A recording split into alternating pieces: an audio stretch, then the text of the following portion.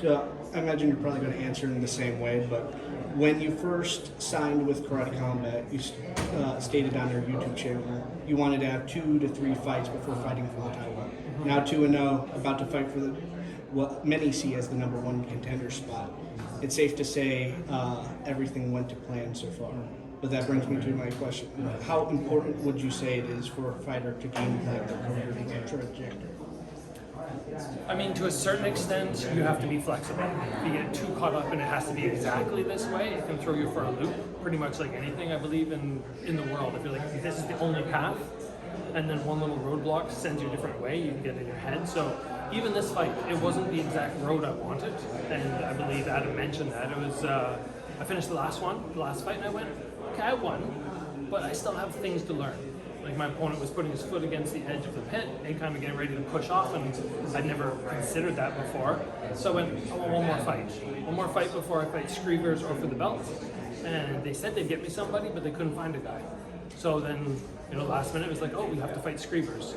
So, it's not the exact route I wanted, but am I okay with it? Yeah, I'm fine, and you have to be flexible in that manner, but I'll generally stick with my game plan as close as I can. So going off of that, you're probably one of the most intelligent fighters when it comes to training for this specific rule set. You don't really do too much outside of, like if you can't kick to the thigh while you're practicing high kicks. So is this also something that appeals to you about Karate Combat, is that the meta hasn't been figured out yet? You are one of the pioneers that all people are going to be looking back to for inspiration. Good question. My prep for these fights has been a little bit short-sighted in the sense I have not created a pit wall yet, and I don't have anybody back home who is a Karate Combat athlete. So for me to take these guys, these kickboxers, and say, oh, I want you to move like a karate dude and only kick the calf and eliminate thigh kicks, it messes with them. They have to think too much, and then their sparring level drops. So I continue to just train with kickboxers. I train like a kickboxer. I remove the low kicks myself, and I could do better by flying in people for sparring partners and making sure it's a little more prep. But I think overall, I'm a kickboxer who's in the Karate Combat range. I do the best I can with the situation, the sparring partners, the training location that I have. That's pretty much what I got for you, man. Well, I'll give you a chance to shout someone out if you want to give out a shout out to one of your sparring partners. From all your sparring partners, is there anyone that you would like to see in a Karate Combat main show or maybe in the Kumite? There is. A dude that has actually appeared on my YouTube channel many times, his name's Suraj, and he has the karate background. He did the transition to kickboxing, became a very good kickboxer, one of the few guys where I can go and spar pretty hard with this dude, and we don't have to worry about hurting each other, and that's special, because a lot of people will still try and hurt you or they don't have control.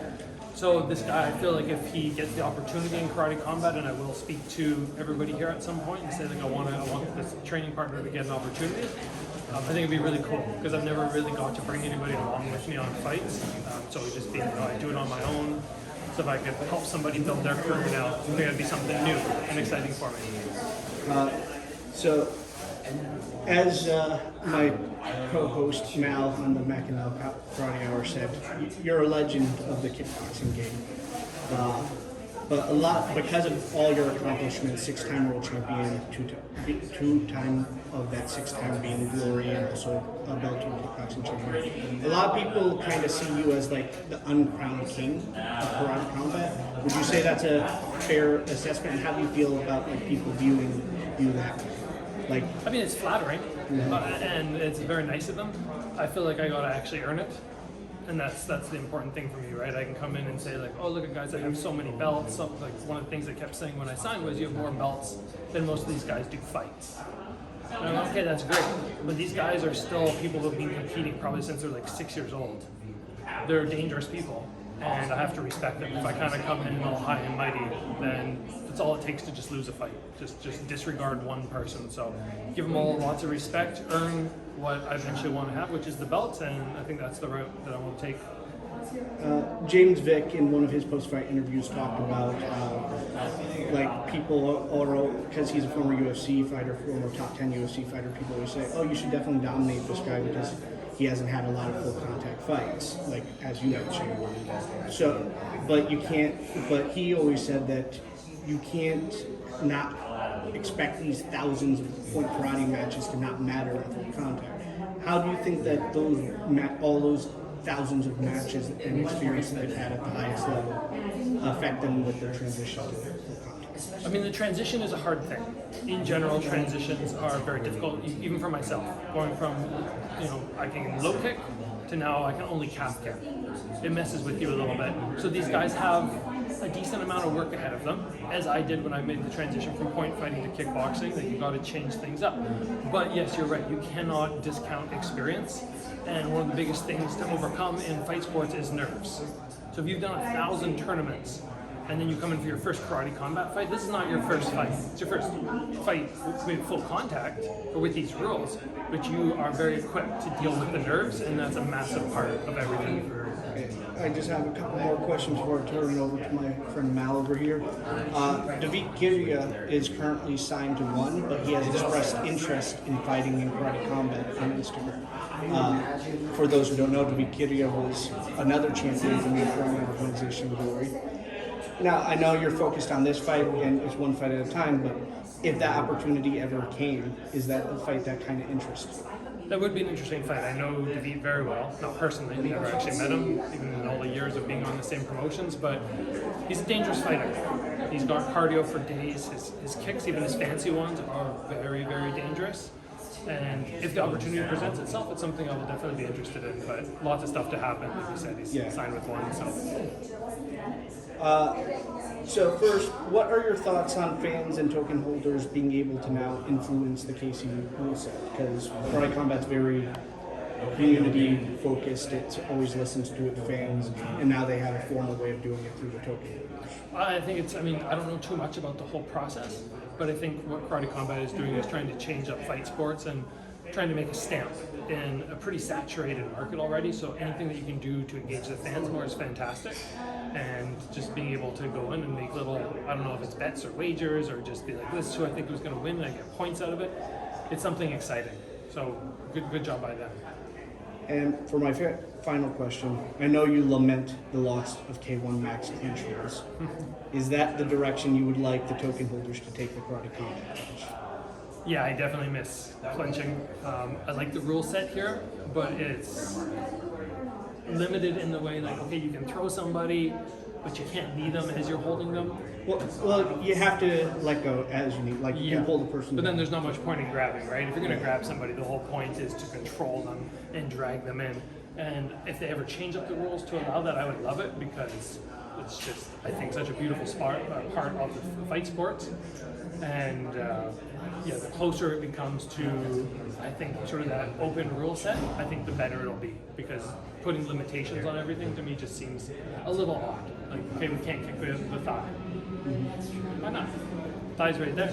We don't kick it. Can't knee to the head by grabbing somebody. Why not? So you want it to be a real fight, put real fight rules on it. So I hope that changes at some point. Do you think that's something that you might talk about on your YouTube channel, which you have a lot of people? Yeah, I haven't actually thought of that before, but I definitely, now that you've mentioned it, a lot of times, the YouTube channel, people say something, I'm like, oh, that's a video, so there's a video. Actually, one more question before I turn it over to Mal. A lot of people might be saying Saikido Dojo on here and wondering what that is, so you want to give your coach a shout out? Well, it's actually one of my buddies. He just lives over in Surrey, and he's been very helpful throughout the years. Whenever I need pad work or something, he's like, "Yeah, dude, come and stay at my house. I'll hold pads for you." He's super skilled. His name's Wayne Lee, and he just has an awesome gym over there. And I just, I have lots of hoodies. People send me stuff all the time, but I just like rocking this one because it just gives me so much love, and I feel like it's a small way that I can give back.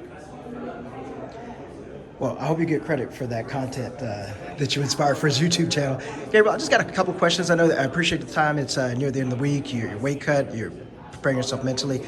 We've come up with on our podcast, there's some mythical creatures in MMA like Sea-Level Kane and Full Camp Fighter. We came upon the concept of Angry Varga. And stay with me for a second. You got cut the last fight, and there was an immediate change right away that you got business done right on that.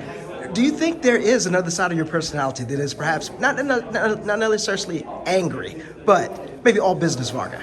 Yeah, there is, and it's only come out a couple times in fights, and it's been times where I've been upset by my opponent. I come into the fights very respectful. If they do something which just ticks me off a little bit, it just sort of snaps that where I go, you know what? I don't feel like being nice anymore. And as much as people will think it's odd, I really don't like hurting people. And in the past, it was very hard for me to wrap my head around, I actually have to hurt this guy. I would go in a lot often and just go, you know what, I want to win by decision. I don't want to hurt this guy. But once I get hurt or I get cut by a headbutt or something, then I start to get a little mad. And that's what we saw in there. Plus, in the last fight, I had some personal stuff in my life, which had built up a little fire in me. And I just, in that moment, I'm like, you know what, it's time to release this. We certainly appreciate your time. Best of luck to you this Saturday, and we'll be watching. Thank you so much.